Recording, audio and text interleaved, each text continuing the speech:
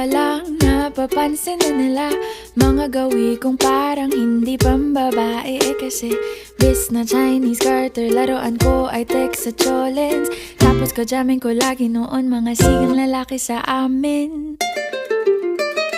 Nung ako'y mag-high school ay napabarkada sa mga bay. Curious na babae na ang hanap din ay babae. Sa halip na makeup kit, bit-bit ko ay gitara. Tapos pormahan ko lagi ay long sleeves na t-shirt at faded na lonta.